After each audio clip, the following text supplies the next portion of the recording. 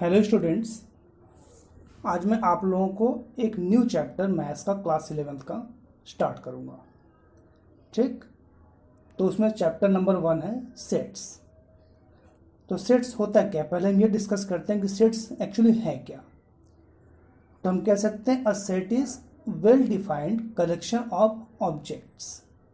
Okay, जैसे हम कह दें कि हमने एक छोटा सा एग्जांपल लिया, all odd natural numbers less than 10। ठीक, तो ऑड नंबर्स क्या होंगे, और भी नेचुरल नंबर जो कि 10 से कम हो, तो वो होंगे 1, 3, 5, 7 एंड 9।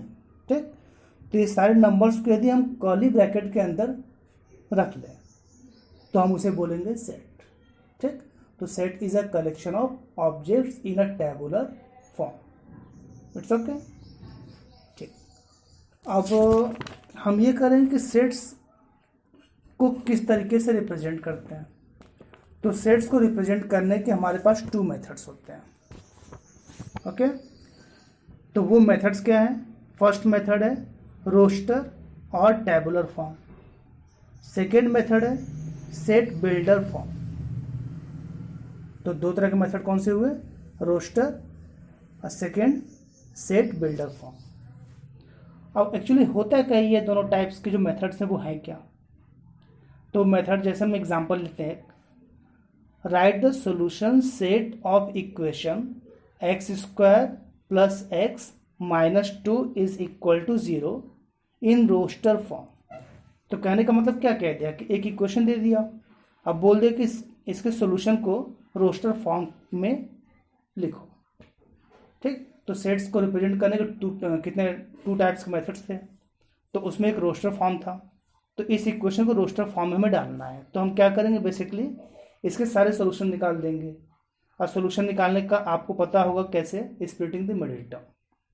तो स्प्लिटिंग द मिडिल टर्म करने के बाद तो उससे एक्स के दो वैल्यूज आएंगे। क्या क्या? एक आ गया 1 एंड सेकेंड आ गया -2। तो 1 कॉमा -2 और उसको हम लिखेंगे कर्ली ब्रैकेट के अंदर। तो ये होगा आपका उस सेट का सॉल्यूशन जो कि रोस्टर फॉर्म में होगा। It's okay.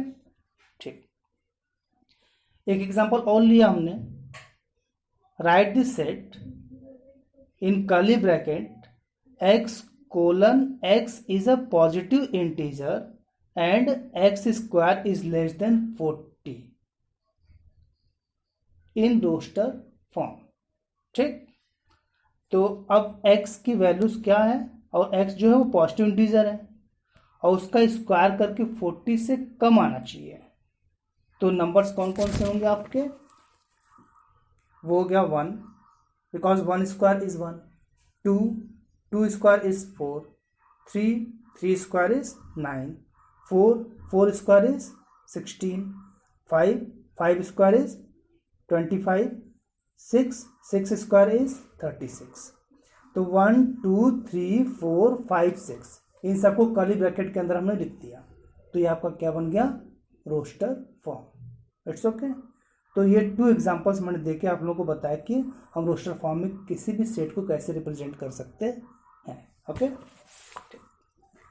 अब एग्जांपल लेते हैं कि कोई भी एग्जांपल जिसको हमें सेट बनाना है और भी सेट बिल्डर फॉर्म में।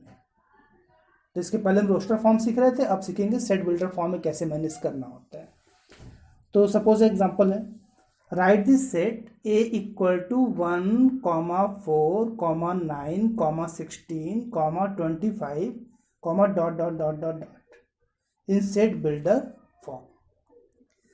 ठीक, तो हम क्या लिखेंगे, इसको सिंपली लिखेंगे A equal to within curly bracket x colon x is equal to N square where n belongs to capital N represented by natural number. जो नेचुरल नंबर्स है उनको हम कैपिटल N से रिप्रेजेंट करते हैं। ठीक, तो क्या क्वेश्चन क्या था कि x is square of natural number. ठीक, तो यहाँ पर हमने क्या लिखा था, x colon x equal to N square where n belongs to capital N। ठीक, तो x equal to N square, तो n क्या है, वो नेचुरल नंबर्स हैं। और एन स्क्वायर क्यों लिखा, क्योंकि नेचुरल नंबर का स्क्वायर हमें करना है। तो एक सेंटेंस के फॉर्म में लिखना और उसमें कंडीशन सेटिस्फाई करना कि वो एन है क्या, तो इसे बोलेंगे हम सेट बिल्डर फॉर्म। जैसे एक एग्जांपल और लिया, right the set 1/2, 2/3, 3/4, 4/5, 5/6, 6/7 in set builder form. ठीक, तो सेम उसी तरीके से हम कैसे लिखेंगे, कर्ली ब्रैकेट लिखेंगे, कर्ली ब्रैकेट के अंदर x:x is equal to n/n+1,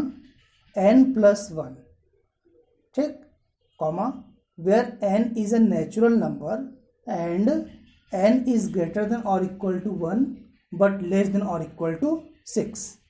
तो कहने का मतलब क्या, आप देखो वहाँ पे 1/2 था, नेक्स्ट था 2/3, 3/4, 4/5, ठीक, ऐसे था ना।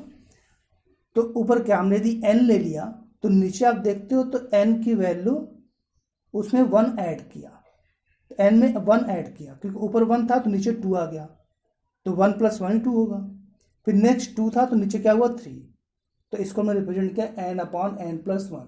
तो ऊपर जो न्यूमरेटर में जो नंबर है और डिनोमिनेटर में जो नंबर है वो डिनोमिनेटर की वैल्यू न्यूमरेटर से 1 ज़्यादा है, ठीक। और यहाँ पे लास्ट में कंडीशन दिया कि n क्या है, नेचुरल नंबर है और n की वैल्यू 1 से स्टार्ट हो रहा है या 1 से बड़ा है और 6 के इक्वल है या 6 से छोटा है।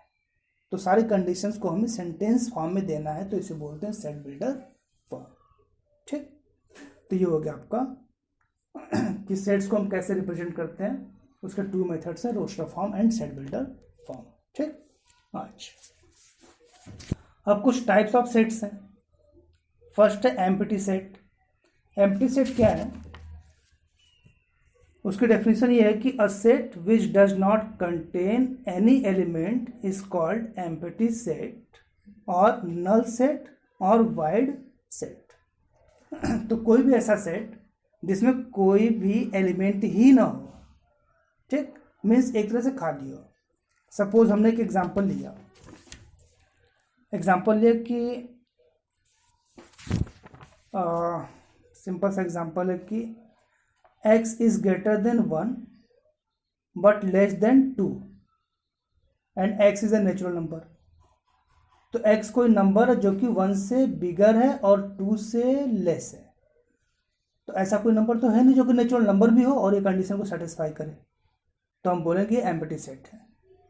और इसको डिनोट कैसे किया जाता है, उसका सिंबल होता है फाई या फिर कर्ली ब्रैकेट, और कर्ली ब्रैकेट के अंदर कोई भी एलिमेंट नहीं लिखना आपको, ओके, ठीक। नेक्स्ट टाइप है finite set and infinite sets.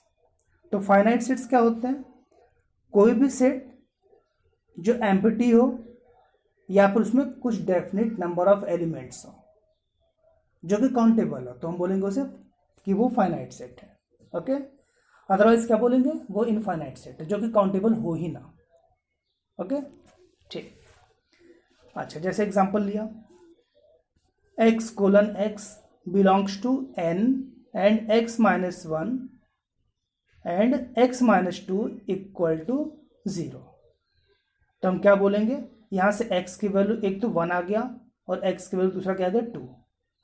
तो 1, 2, तो हमारे पास कितने 2 एलिमेंट्स हैं और ये 2 एलिमेंट्स हैं जो कि हम काउंट कर सकते हैं, तो हम बोलेंगे ये हमारा फाइनाइट सेट है, ओके, ठीक। अब जैसे एग्जांपल लिया कि x:x belongs to n and x is a prime. अब देखिए x इज प्राइम कह दिया, लेकिन प्राइम नंबर तो होते बहुत सारे हैं जो कि नेचुरल नंबर भी हो लेकिन वो काउंटेबल तो नहीं है ना, ठीक, क्योंकि कंडीशन कोई दिया नहीं, तो हम बोलेंगे ये सेट हमारा क्या हो गया, इनफाइनाइट, ठीक, because prime number is 2, 3, 5, 7 dot dot dot dot चलता रहेगा क्योंकि कंडीशन नहीं कुछ, तो हम बोलेंगे इनफाइनाइट सेट है क्योंकि काउंटेबल है नहीं। अच्छा, नेक्स्ट वन है इक्वल सेट्स। तो इक्वल सेट्स क्या होते हैं, इक्वल सेट्स होते हैं कि इसकी डेफिनेशन है कि 2 sets A and B are said to be equal if they have exactly the same elements, okay. मतलब कहने का मतलब क्या, हमने एग्जांपल लिया कि एक सेट हमारे पास है जिसमें एलिमेंट है 1, 2, 3, 4, सेकेंड सेट है जिसमें एलिमेंट है 3 1 4 2। तो हम ऑब्जर्व करें तो देखते हैं तो उसमें क्या है कि जो एलिमेंट ए में है वही एलिमेंट आपके बी में भी है। वहाँ पे भी 1 2 3 4 था और हम क्या था 3 1 4 2, बस ऑर्डर डिफरेंट है लेकिन एलिमेंट्स तो हैं उतने ही। उसमें 4 एलिमेंट्स हैं, ऐसे ही 4 एलिमेंट्स हैं और वो सेम है, तो हम बोलेंगे ए इक्वल टू बी। अच्छा, तो एक छोटा सा नोट पॉइंट है, हम कहते हैं कि हमारे पास एक सेट है 1 2 3 और दूसरा सेट है जिसमें 2 2 1 3 3। तो आप देखो तो ए में 1 2 3 है और बी में 2 है बट 2 टाइम्स है और 3 भी 2 टाइम्स है। तो हम ये बोलेंगे ए और बी इक्वल सेट्स हैं। मतलब कोई भी एलिमेंट यदि रिपीटेड है तो उसको हम सिंगली काउंट करेंगे, ठीक, सिंगल काउंट करके तो हम देखेंगे दोनों सेट आपस में इक्वल है, तो ए इक्वल टू बी कहलाएगा। ओके,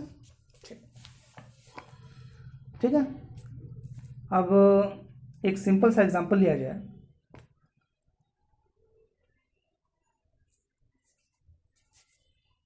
कि हमारे पास एक एलिमेंट है ए जिसमें है एक सेट है ए जिसमें एक एलिमेंट है 0। तो ये देखो आप कर्ली ब्रैकेट के अंदर 0 लिखा हुआ है तो ये एक एलिमेंट है, तो हम इसे नल सेट नहीं कह सकते क्योंकि 0 इज एन एलिमेंट, ठीक। और एक सेट है बी जिसमें है कि x is greater then 15 and x is less then 5। तो हम a और b को इक्वल कह सकते हैं? नहीं कह सकते। क्यों नहीं कह सकते? क्योंकि उसमें सिंगल एलिमेंट 0 है और उसमें कोई एलिमेंट ही नहीं है। क्यों? कोई ऐसा एलिमेंट कोई ऐसा होता ही नहीं है जो कि 15 से बड़ा हो और 5 से छोटा हो। तो हम क्या बोलेंगे कि a is not equal to b। Okay, ठीक। तो इस चैप्टर के नेक्स्ट पार्ट में, नेक्स्ट लेक्चर में